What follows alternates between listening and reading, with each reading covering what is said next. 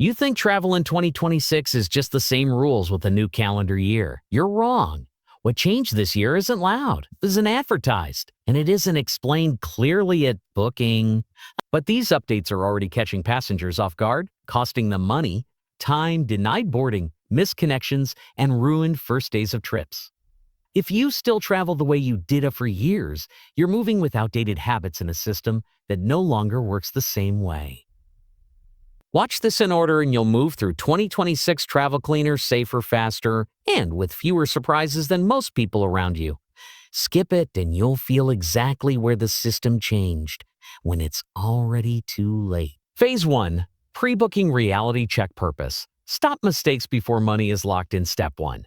Recheck what a flexible actually means in 2026. Here's the action. Before booking anything, read the cancellation and change rules line by line, not just the headline. Why this matters is simple. In 2026, a flexible no longer means refundable in most cases. Many airlines, cruise lines, and hotels now use tiered flexibility.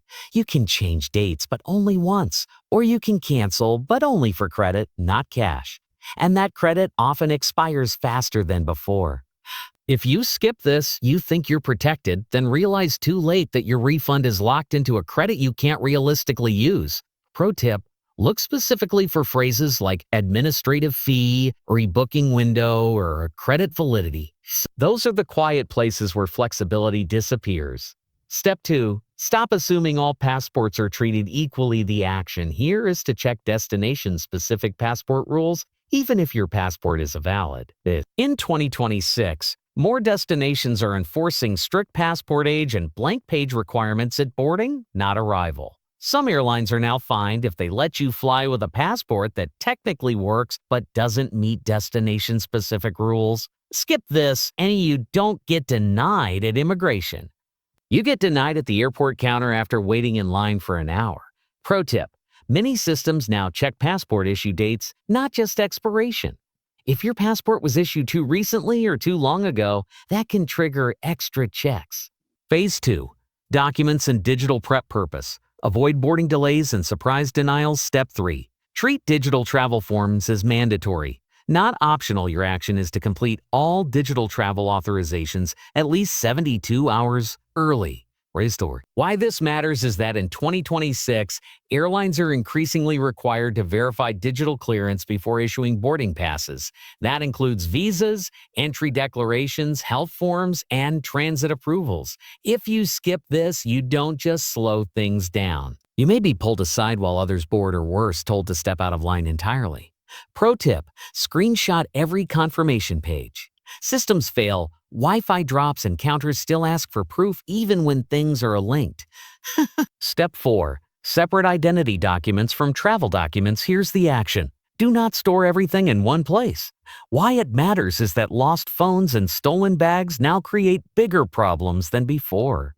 With digital boarding passes and digital ID becoming common, losing access to your device can stall your entire journey. Skip this, and one lost phone can stop you from boarding, checking into hotels, or even proving who you are quickly. Pro tip, keep at least one physical copy of critical info in a separate bag or pocket, not your main carry-on. Phase 3. Packing rules that quietly change purpose. Avoid confiscations, fees, and repacking stress. Step 5. Relearn what carry-on actually allows. Your action is to weigh and measure your carry-on at home. In 2026, enforcement is stricter, not more generous. Many airlines now charge at the gate, not the counter, and gate fees are higher. If you skip this, you don't get a warning. You get a force check and a charge when you have no choice. Pro tip, wheels and handles now count more often than before. That a barely fits bag is more likely to be flagged. Step 6. Assume power banks and batteries are under scrutiny. Here's what you do. Check watt-hour limits and quantity rules. Why it matters is that incidents over the last few years pushed regulators to tighten enforcement. Some airports now scan specifically for battery capacity. Skip this, and your power bank is confiscated right before boarding when you need it most. Pro tip, mark the watt-hour rating visibly. Unlabeled batteries are more likely to be taken. Phase 4 Airport and Day Strategy Purpose. Move faster while others get stuck. Step 7. Stop arriving early the old way. The action is to time arrival based on digital processing, not just departure time. In 2026, early arrival doesn't guarantee smooth flow. Bottlenecks now happen at document verification and automated gates. If you skip this mindset shift, you arrive early but still miss priority windows because you didn't anticipate where delays actually happen. Pro tip: watch where lines slow down, not where they start. That tells you where to reposition yourself. Step 8. Boarding groups matter more than seat numbers. Now your action is to protect your boarding group. Why this matters is overhead space management. Airlines increasingly enforce group order, and late groups are forced to check bags more often. Skip this, and you may lose your carry-on even if it fits perfectly. Pro tip: some fare bundles look identical, but differ only in boarding priority. That small difference saves real stress. Phase 5. Onboard and in-transit adjustments. Purpose: avoid comfort and cost surprises. Step 9. Expect fewer free services. The action is to assume nothing is included unless stated. In 2026, water, snacks, Wi-Fi, and even entertainment access are increasingly unbundled. Skip this and small charges pile up quietly. Pro tip: pre-purchase onboard packages online. They're almost always cheaper than onboard prices. Step 10. Treat connections as fragile. Here's the action: build buffers into your plan. Why it matters is tighter schedules and less recovery time for delays. Missed connections now cascade faster. Skip this, and one small delay turns into an overnight problem. Pro tip: avoid last flights of the day whenever possible. Recovery options are limited. Phase 6. Arrival and return reality. Purpose: finish the trip without last-minute damage. Step 11. Plan for longer arrivals, not faster ones. Your action is to schedule ground transport with flexibility.